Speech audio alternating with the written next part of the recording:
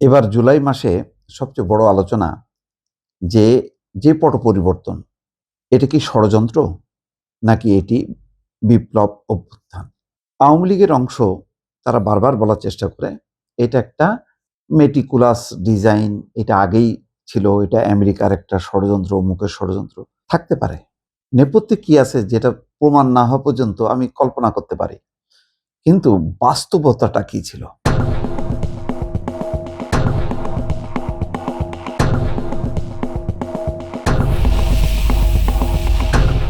এরকম কি ঘটে না যে ধরেন কোনো দেশে গণতন্ত্রের নামে যখন স্বৈরতন্ত্র চলে, যখন মানুষ অধিকার বঞ্চিত হয়, তখন কি হয়?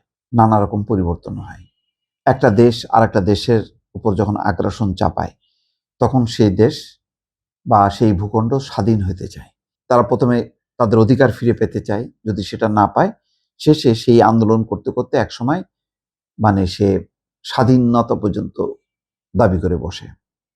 একই দেশের একই ভূখণ্ড স্বাধীন পর্যন্ত হয়, সামগ্রিকভাবে সরকার পরিবর্তন না হলো। কিন্তু বাংলাদেশ তো একটা ভূখণ্ড, এই ভূখণ্ডে কি হবে? এই ভূখণ্ডে তো আলাদা স্বাধীনতার কোনো কিছু নেই, একটা পট পরিবর্তন, রাজনৈতিক পট পরিবর্তন। শেখ হাসিনা 15 বছরে এমন একটা ব্যবস্থা তৈরি করছিল, আমি বারবার বলি তো, যে আওয়ামী লীগের লোকরাই বলুক যে এই ব্যবস্থা অতিক্রম করে 5 বছর পর অপেক্ষা করি, ধরেন আজকে আমি, মানুষ খুবই ক্ষুব্ধ, রাজনৈতিক দল ক্ষুব্ধ, সে অপেক্ষায় থাকলো, আচ্ছা ঠিক আছে, কি আর করা যাবে, 5 বছর তারা ম্যান্ডেট পাইছে, 5 বছর পর একটা নির্বাচন হোক। 5 বছর পরে যে নির্বাচনটা হবে, সেই নির্বাচনটা বাংলাদেশে তো হয়েছে 5 বছর পর পর। বুকে হাত দিয়ে বলেন, আল্লাহর হস্তে বুকে হাত দিয়ে বলেন যে সত্যি এটা কি নির্বাচন হয়েছে কিনা, নাকি নির্বাচনের নামে প্রহসন হয়েছে। আপনি নির্বাচনটাকে করায়ত্ত করার জন্য আপনি পুরো প্রশাসনকে, পুলিশ প্রশাসন, পুলিশের নানান স্তর, সবগুলিকে আওয়ামী লীগ বানাইছেন। একেবারে আইজিপি থেকে শুরু করে কনস্টেবল পর্যন্ত সবাই আওয়ামী লীগ, স্বাধীনতা মুক্তিযুদ্ধকে ঢাল করে আসলে তাদেরকে আওয়ামী লীগ বানায় ফেলছেন। প্রশাসনের সকল স্তরে কি এসপি, ইউএনও, টিএনও যা আছে সব বানায় ফেলছেন। বেসরকারি পর্যায়ে সাংবাদিক, সুশীল সমাজের প্রতিনিধি, সবাইকে আওয়ামী লীগ। শিল্পী গান গায়, সব আওয়ামী লীগ। খেলে, মানে খেলতেছে, এখনো রিটায়ারমেন্টে যায়নি, সেও আওয়ামী লীগ। এই যে একচ্ছত্র, তার বাইরে কারোর কি বিএনপি হওয়ার সুযোগ ছিল? ব্যবসা বাণিজ্য করে সব বড় বড় ব্যবসায়ী, যাদের বিরুদ্ধে অনেক ট্যাক্স ফাঁকির বিষয় আছে, তাদেরকে নিয়ন্ত্রণের বদলে তাদেরকে দল করে তাদেরকে দায়িত্ব দিছে যে তুমি ব্যবসা বাণিজ্য, ব্যাংক সামলাও। কি করছে? লুটপাট করছে, ব্যাংকগুলি ফোকলা বানায় ফেলছে।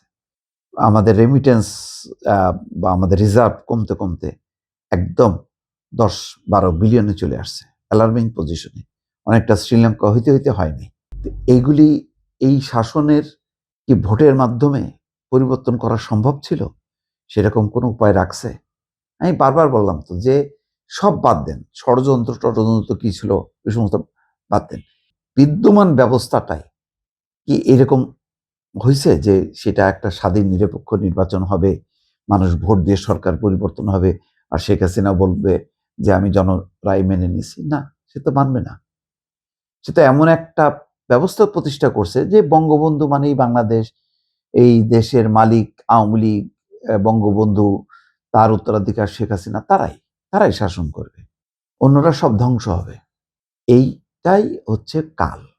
এখানে ষড়যন্ত্র খুঁজে, চক্রান্ত খুঁজে, ওই ইউনুসের ডিজাইন ছিল, অমুকের আমেরিকার ছিল, সেন্ট মার্টিন নিতে চেয়েছিল, তেল গ্যাস নিতে চেয়েছিল, এই সমস্ত কল্পকাহিনী বলে লাভ নেই ভাই।